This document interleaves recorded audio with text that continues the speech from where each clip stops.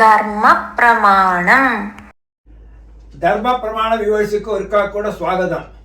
ചില ആളുകളുടെ വാദ്യ ഭാര്യ ഭക്തിയോടിതിലെ കാലം കാർത്താല് വീട്ടെ വിട്ടപ്പെട്ട് കോവിലിൽ പോയി നിന്നുണ്ടോടുക.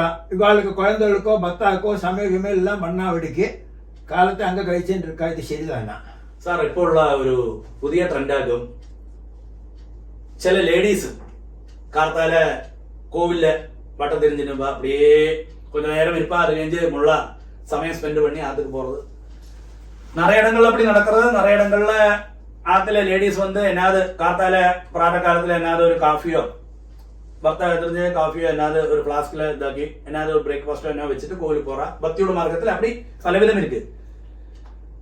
ചിലവ എസ്കേപ്പ് ആகிறதுக்கு വേണ്ടി, അതായത് ആത്തില് എന്നാ ഇരുന്ന് കഴിഞ്ഞാൽ ചെയ്യേണ്ടി വരുമേ എന്നിട്ട് മുള്ള എസ്കേപ്പ് ഞാൻ കോവിലൊക്കെ പോനെ സ്വാമി തൊടത്. അപ്പൊ പിന്നെ ഭർത്താവൊന്നും ചെലവാണ്ടാനെ.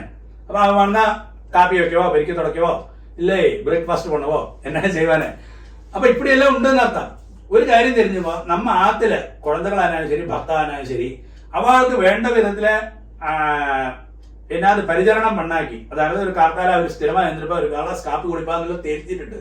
இல்ல ஒரு 8 மணி நேரத்தை அவருக்கு பசிக்கும். பிரேக்ஃபாஸ்ட் ஒന്നും பண்ணாക്കി പോയി കോവില് പോയി ഭഗവാനെ എന്നെ കാപ്പാത്രമേ ചൊല്ലിക്കഴിഞ്ഞാ ഒരു പ്രയോജനമില്ലേ. ഇതെല്ലാം വെറും എസ്കേപ്പ്. അതാണ് അത് ലേഡീസ് എസ്കേപ്പ് ആകുന്നത് ആത്തിലേന്ന്. അപ്പൊ ഭർത്താവ് ചെലവാണ്ടേ ഓ കോവിലുക്കാ പോറേ ഓ ശരി ഞാൻ ഒന്നും ചെലവാണ്ട്. അപ്പൊ അന്തമാതിരി ഒരു എസ്കേപ്പ് ആക്കുന്നത് ഇതൊന്നും ഇന്തമാതിരി ലേഡീസ് ചെയ്യறது ശരിയല്ല. ആത്തിലുള്ള കാര്യങ്ങൾ ആദ്യം പാക്കണം. അത് കഴിഞ്ഞ് ഭർത്താവോടും അന്ത പരിചരണം കഴിഞ്ഞിട്ട് പിന്നെ കോവിലേക്ക് പോകണം.